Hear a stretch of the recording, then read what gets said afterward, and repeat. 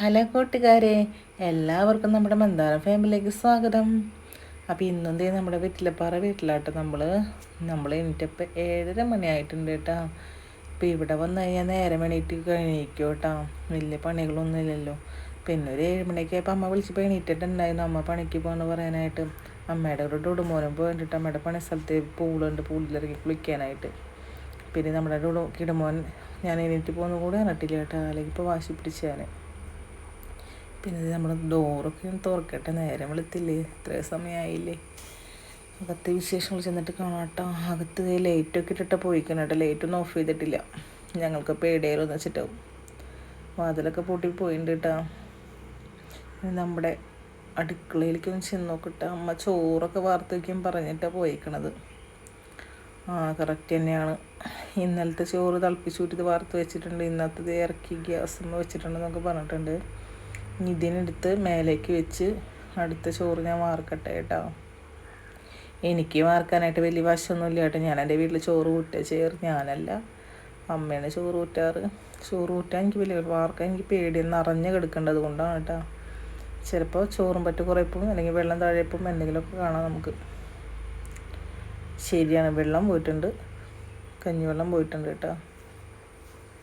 ഇനിയിപ്പോൾ നമുക്ക് ചായ വെച്ചിട്ടുണ്ടായിരുന്നു. അതിൽ മധുരം ഇട്ടുണ്ടല്ലോ, നമുക്ക് ഷുഗറുള്ള കാര്യം കൂടി ഇപ്പോൾ പഞ്ചസാര ഇടയേട്ടാ. പിന്നെ നമ്മുടെ ഇന്നത്തെ ബ്രേക്ക്ഫാസ്റ്റ് പൊറോട്ടയും ചിക്കൻ കറിയാണ് കേട്ടോ. ഇന്നലത്തെ രാത്രിത്തെ ചിക്കൻ കറിയും. പിന്നെ നമ്മൾ പൊറോട്ട രാവിലെ കഴിക്കാനായിട്ട് വാങ്ങിച്ച് വെച്ചിട്ടുണ്ടായിട്ടാ, ഹാഫ് കുക്കഡ്. എനിക്ക് പേടിയാണ് അങ്ങനത്തെ കഴിക്കാൻ, എന്നാലും പിന്നെ കഴിക്കുന്നുണ്ട്. പിന്നെ ഇന്നത്തെ കുറച്ച് ലീലാവിലാസങ്ങളാണ് ഇതൊക്കെ. ഇവിടെ അടക്കി പറക്കിയൊക്കെ അമ്മ വെച്ചിട്ടുണ്ട്. എന്നാലും എനിക്കൊന്ന് വരുമ്പോൾ എൻ്റെ കൈ തൊട്ടിൽ എനിക്കൊരു സമാധാനം ഉണ്ടാവില്ല കേട്ടോ. അപ്പോൾ ഞാൻ വീണ്ടും എനിക്ക് പുറത്തോട്ടൊന്നും പണിയില്ല കേട്ടോ. പുറത്തേക്ക് ഇറങ്ങാനേ പറ്റില്ല, നല്ല മഴയാണല്ലോ. അപ്പോൾ ഇവിടെ തന്നെ എന്തെങ്കിലുമൊക്കെ തിക്കി തിരഞ്ഞെടുക്കാമെന്ന് വെച്ചിട്ട് ഇരിക്കുകയാണ്. ഇവിടെ അങ്ങനെ വൃത്തികേടായിട്ടൊന്നും കിടക്കില്ല കേട്ടോ, നല്ല ക്ലീൻ ആയിട്ടൊക്കെ എടുക്കണേ. എന്നാലും നമുക്ക് വല്ല പണിയും വേണ്ടേ. പിന്നെ ഇത് ഷെൽഫും അങ്ങനെ തന്നെ. ഇവിടെ വന്നാൽ എനിക്ക് മെയിൻ പണി തന്നെയാണ്. എൻ്റെ വീട്ടിൽ ഞാൻ അടക്കി പറക്കൊക്കെ വെക്കാറുണ്ട്. ഇവിടെ പിന്നെ വല്ല സമയത്തൊക്കെയല്ലേ വരണത്. പിന്നെ വെക്കേഷൻ നമ്മളധികം ദിവസമൊന്നും വന്നില്ല കേട്ടോ. ഞാൻ ക്ലാസ്സിൽ പോണ കാരണം കൊണ്ട്. പിന്നെ പിള്ളേർക്കും കുറച്ച് പഠിക്കാനൊക്കെ ഉണ്ടായിരുന്നു, അപ്പോൾ അതൊന്നും വന്നിട്ടുണ്ടായിരുന്നില്ല കേട്ടോ. ഇതെല്ലാം ഒന്ന് സെറ്റാക്കി കഴിഞ്ഞാലേ എനിക്ക് പോകുമ്പോൾ തൃപ്തി തോന്നുള്ളൂ. അല്ലെങ്കിൽ ഇവിടെ വന്ന് നിന്ന് പോകണമെന്ന് എനിക്കൊരു തൃപ്തിയായിട്ട് തോന്നില്ല. പിന്നെ ഇത് മസ്റ്റായിട്ട് ഞാൻ ചെയ്യുന്ന ഒരു കാര്യമാണ് കേട്ടോ. ഇവിടെ വന്ന് അമ്മയുടെ ഗുളിയൊക്കെ തിരഞ്ഞ് എക്സ്പയറി ഡേറ്റുകളൊക്കെ മാറ്റി കൊടുക്കാറുണ്ട് കേട്ടോ. അല്ലെങ്കിൽ അമ്മ വേദനകളൊക്കെ വരുമ്പോൾ എടുത്തെടുത്ത് കഴിക്കും. പിന്നെ ഷുഗറിൻ്റെ ഒക്കെ അമ്മ സ്ഥിരം കഴിക്കുന്നതാണ്, അതൊക്കെ പിന്നെ ഡേറ്റ് ഉണ്ടാവും. എന്നാലും നോക്കിയൊക്കെ വെച്ച് കൊടുക്കാറുണ്ട്. പിന്നെ ഈ അടിച്ച് വാരി തുടയ്ക്കാൻ നിൽക്കണ്ട, എല്ലാ റൂമുകളും തുടച്ച് കിച്ചണെല്ലായിടത്തും തുടച്ച്. അപ്പം അമ്മ വരുമ്പോൾ നല്ല വൃത്തിയായിട്ട് കിടക്കണം, അമ്മയ്ക്ക് നല്ല ഹാപ്പിയാവും. അല്ലെങ്കിൽ ഞാൻ വരുമ്പോൾ അങ്ങനെ തന്നെയായിട്ട് എല്ലാ പണികളും അമ്മ വരുമ്പോൾ കഴിച്ചൊക്കെ വെക്കാറുണ്ട്. ഇവിടെ നിന്നല്ല, എൻ്റെ വീട്ടിലും അങ്ങനെ തന്നെയാണ് കേട്ടോ. ഇവിടെ വരുമ്പോൾ പിന്നെ എനിക്ക് ഇത്തിരി കൂടുതൽ ഇഷ്ടം. വലിയ ഒതുക്കാനും പറക്കാനൊന്നും ഉണ്ടാവില്ല വലിച്ച്. എൻ്റെ വീട്ടിലാണെങ്കിൽ നിറച്ച് പിള്ളേർ എപ്പോഴും വലിച്ചു വാരിടുള്ളൂ. പിന്നെ പിള്ളേരുകളൊന്നും ഇല്ലല്ലോ, അതുകൊണ്ട് തന്നെ നല്ല നീറ്റായിട്ട് കിടക്കുന്നു കേട്ടോ. ഇപ്പം നമ്മുടെ പണികളൊക്കെ കഴിഞ്ഞ് നോക്കി എല്ലാ റൂമും നല്ല വൃത്തിയായിട്ട്.